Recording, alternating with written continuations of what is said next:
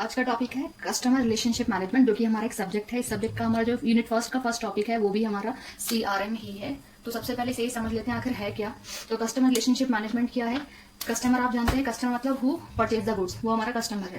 Relationship मतलब होता है संबंध बनाना, मैनेजमेंट मतलब मैनेज करना। डायरेक्टली अगर हम बात करें तो कस्टमर के साथ रिलेशनशिप मैनेज करना is known as customer relationship management. अब ये जो टर्म है हमारी CRM या फिर कस्टमर रिलेशनशिप मैनेजमेंट, ये किसी एक पर्टिकुलर कंपनी के लिए कहा गया कि एक कंपनी को क्या करना है कि कस्टमर के साथ रिलेशनशिप को मैनेज करते हुए चलना है। क्यों करते हुए चलना है? क्योंकि ये एक प्रॉफिटेबल पॉइंट कंपनी के लिए खुद ही है। अभी जो पर्टिकुलर डायग्राम है उसके थ्रू हम पूरा ऑल ओवर CRM को समझ सकते हैं। अब हम डिस्कस कर लेते हैं कि आखिर CRM में है क्या। First is sales. अभी कंपनी, अच्छा इस वाले हम पूरे ऑल ओवर टॉपिक को समझने के लिए एक शोरूम का एग्जांपल कोट करते हुए चलेंगे, उससे बहुत इजीली आपको चीजें समझ में आ जाएंगी। First is sale. अगर हम बात करते हैं शोरूम की ही, तो शोरूम अगर स्टैब्लिश किए गए हैं, खुले हैं, तो क्यों खुले हुए हैं? क्योंकि जो भी वहां पे वो पर्टिकुलर गुड्स हैं उसको सेल आउट किया जाए। तो फर्स्ट पॉइंट इज सेल्स, कि सेल्स के थ्रू आप एक कस्टमर के साथ रिलेशनशिप को मैनेज कर सकते हैं। जब हम किसी पर्टिकुलर गुड्स को सेल आउट करेंगे तो कस्टमर के साथ कॉन्टेक्ट बनेगा, 4 बार उनसे बातें करेंगे, ठीक है, इन्फॉर्मेशन फ्लो की जाएगी। तो उसके थ्रू क्या है कि कस्टमर के साथ हमारी रिलेशनशिप कहीं ना कहीं मेंटेन हो जाएंगे। तो ऐसा नहीं है कि अगर फॉर एग्जाम्पल हमने किसी कस्टमर को कोई गुड्स डिलीवर कर दिया है तो रिलेशनशिप हमारे बंद है, हमें उनसे कम्युनिकेट नहीं करना, बात करना ही नहीं। वो तो एक पार्ट ऑफ है कि आपने फर्स्ट टाइम उनके साथ रिलेशनशिप मेंटेन किया है, बट आगे भी आपको ये चीजें कंटिन्यू करनी है। क्यों करनी है? जिससे आपका एक कस्टमर आपका कस्टमर बन सके, या फिर एक ही कस्टमर आपको मार्केट में और कस्टमर प्रोवाइड करा सके, ठीक है। तो इसलिए हमारा सेल्स पॉइंट है। Next is delivery. अब शोरूम बने हुए हैं तो क्यों बने हैं कि अगर आप सेलिंग कर रहे हैं किसी गुड्स की तो उसको आप डिलीवर कर सकें। तो जब आप एक पर्टिकुलर गुड्स को डिलीवर करते हैं तो कहीं ना कहीं उसके थ्रू भी एक कस्टमर के साथ रिलेशनशिप मेंटेन कर पाती है कंपनी। वो होता है डिपेंड कंपनी के ऊपर किस तरीके से आप डिलीवरी कर रहे हैं गुड्स की, ठीक है। प्रॉपर टाइम पे चीजें अवेलेबल है कि नहीं है, डॉक्यूमेंट प्रॉपर है या नहीं, सारी चीजें हमारी इसमें आ जाएंगी, ठीक। नेक्स्ट चीज है इनवॉइस। इनवॉइस क्या होता है? जो बिल होता है।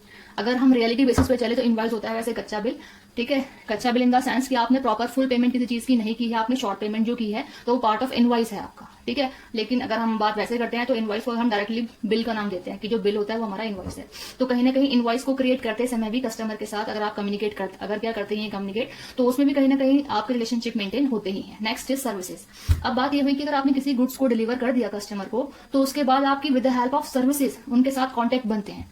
फॉर एग्जाम्पल है जैसे कि आपने कहीं से RO परचेज कर लिया, जैसे हम वाटर प्यूरीफायर बोलते हैं। अब वाटर प्यूरीफायर के बाद क्या है कि आपकी जो सर्विसेज हैं वो फ्री होती हैं। फर्स्ट आई थिंक 1 और 2 सर्विसेज फ्री होती हैं, ठीक है। तो इसका एग्जांपल मान के चलिए कि अगर आपको सर्विसेज करानी है तो एक तो शोरूम पर्टिकुलर ऐसा है कि आपको खुद कॉल करके याद दिलाना पड़ेगा कि आज हमने इस पर्टिकुलर डेट में जो वाटर प्यूरीफायर है वो परचेज किया था और फर्स्ट सर्विस का इसका टाइम हो गया है, ठीक है। एक तो ये सर्विस का पॉइंट है। नेक्स्ट पॉइंट हमारा क्या है कि कंपनी की तरफ से, कंपनी के पास तो रिकॉर्ड सारे होते हैं, तो कंपनी की तरफ से जब टाइम कंप्लीट हो जाता है अपने आप से एक सर्विस के लिए पर्टिकुलर पर्सन आता है कि भाई आपकी सर्विस होनी है और इतना पर्टिकुलर टाइम आपका कंप्लीट हो चुका है। तो वो क्या है, आपके लिए पॉजिटिव इंपैक्ट क्रिएट करता है। तो पॉजिटिव इंपैक्ट क्रिएट करेगा तो उससे क्या फायदा होगा कि आपके माइंड में पॉजिटिविटी क्रिएट रहेगी उस पर्टिकुलर कंपनी को लेकर के या पर्टिकुलर शोरूम को लेकर के। उससे क्या है, अगर वो पर्टिकुलर गुड्स आपको रीपरचेज करना हो तो आप रीपरचेज करेंगे, या फिर अगर आपके कोई नेबर से रिलेशन में कोई कुछ पूछ रहा है इस चीज को परचेज करने के रिगार्डिंग, तो भी आप वही कन्वे करेंगे कि हाँ भाई वहीं से लेना है ना। तो ये प्रॉफिट हो गया।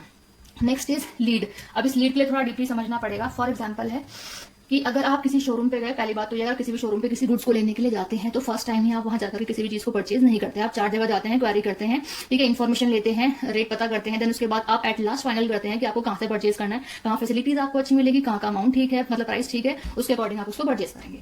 तो फॉर एग्जाम्पल है कि एक शोरूम पे अगर आप बाइक परचेज करने के लिए गए हैं, ठीक है, तो इट कंपलसरी तो नहीं है कि आप वहीं से परचेज करेंगे। तो एक पर्टिकुलर डेट में अगर 3 या 4 कस्टमर्स वहां गए, 3 या 4 पर्सन जो है वहां पे इंक्वायरी लेने के लिए गए हैं, तो 3 या 4 इंक्वायरीज आई हैं, वो इंक्वायरी एक तरीके से पार्ट ऑफ लीड है उस कंपनी के लिए।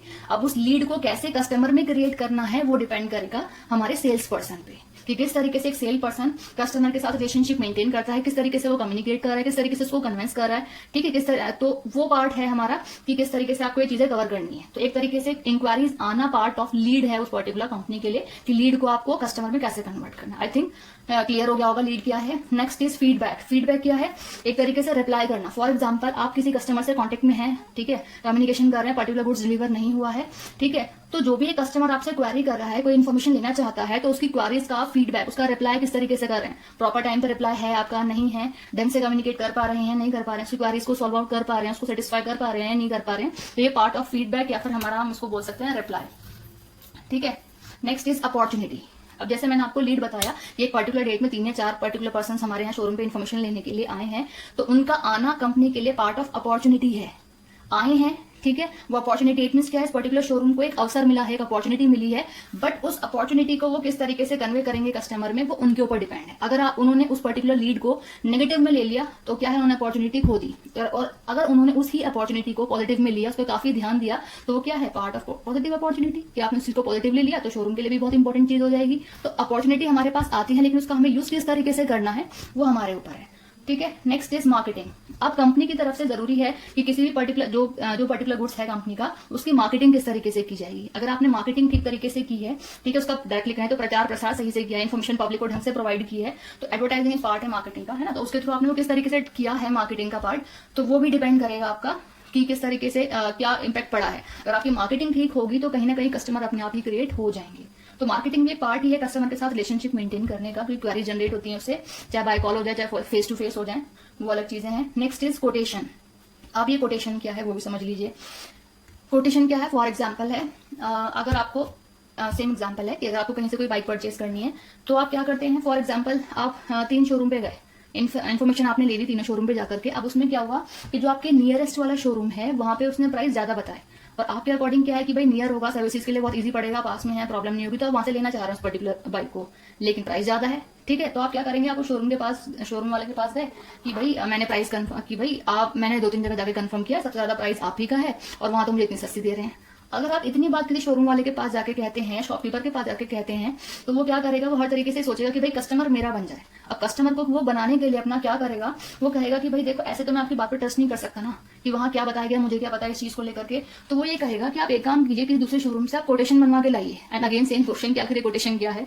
तो कोटेशन क्या है, वो दूसरे शोरूम पे जाएगा, वहां जाके इसको बोलेगा कि भाई ये कोटेशन बना के दो। अब कोटेशन क्या है, कोटेशन में क्या होता है, एक तरीके से पूरा अमाउंट ओपन होता है कि फॉर एग्जाम्पल आपने अगर 2 व्हीलर लेनी है तो एक शोरूम प्राइस क्या है, एसेसरीज कितने अमाउंट की लगी, इंश्योरेंस कितना है उसका, ऑल ओवर हर एक पॉइंट ओपन करके उसमें 1 by 1 बताया होता है। एट लास्ट में उसका टोटल अमाउंट होता है, ये होता है हमारा कोटेशन। अब जो कोटेशन होती है 2 तरीके से बनती है, या तो प्लेन पेपर पे बन जाएगी, अगर प्लेन पेपर पे कोटेशन बन गई तो किसी सीनियर हाई अथॉरिटी के उस पर साइन होंगे तभी वो वैलिड मानी जाएगी, या फिर कंपनी के लेटर हेड पे होगी कोटेशन।